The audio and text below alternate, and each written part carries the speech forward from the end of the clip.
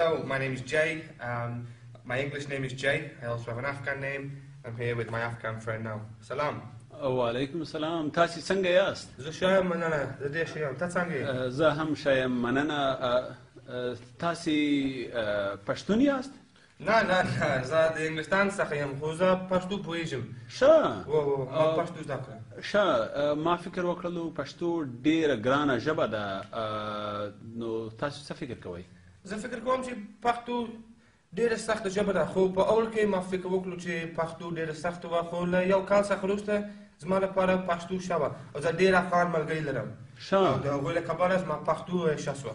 ښه خو ډېر افغانان هم فکر کوي هغه کسان څوک چې په پښتو نه پوهېږي چې پښتو ډېره ګرانه ژبه ده. تاسو څه فکر کوئ؟ نه هغوی په غین کې ډوکې لټوي.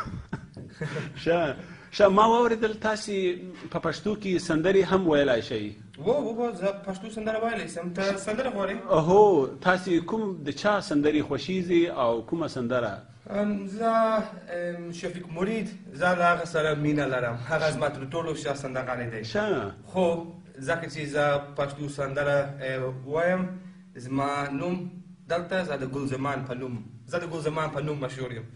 زه د ګلزمان سندره خوښوم او د ابراهیم جان سندره. ته د ابراهیم جان سندره غواړې؟ هو زه غواړم چې تاسې ماته سندرې ووایئ. ولې نه دا د ابراهیم جان سندره ده. خپل کلی مې ناوای ستا د کلي هم سیاه وای، دید به مې نظر کې هر سهار هره غرمه وای، ستا به وای نظر پر ما تل به وای اختر پر ما، ستا به وای نظر پر ما تل به وای اختر پر ما، ناست په ستا د کور و دیواله ته پسې یا وای، خپل کلی مې ناوای ستا د کلي هم سیاه وای، دید به مې نظر کې هر سهار هره غرمه وای، غم کا خوشحالي وای ګډه زندګي وای، څومره دې به شوی هر ګړی به راسره وای، زه به دې غلام وای تا ته لاس پرنام وای، زه د چوکیدا وای ته قراره ته بیده وای، خپل کلی مې نه وای ستا د کلي هم سیاه وای. دا د ابراهیم جان سندره ده. ډېر ښه دا ډېره ښه ښکلې تاسې وویله. او اوس تاسې د ګلزمان او یا بله سندره ویلی شئ؟ هو ګلزمان دا زما نوم دی، زه مجبور یم چې د هغه سندره ووایم. ګلزمان سندره ولې غلې غلې ولې لا بیا کله راځې ولې غلې دا د ګلزمان سندره ده. ډېر ښه.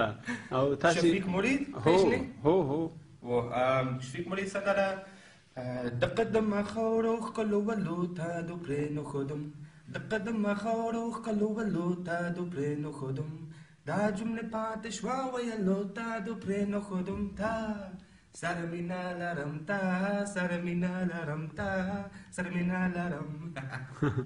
ډېر ښه ډېره مننه ګلزمان صاحب. ستونزه نه ده زه به ستا لپاره بل سندره زده کړم او په یو اونۍ کې زه به بل سندره ووایم. مننه.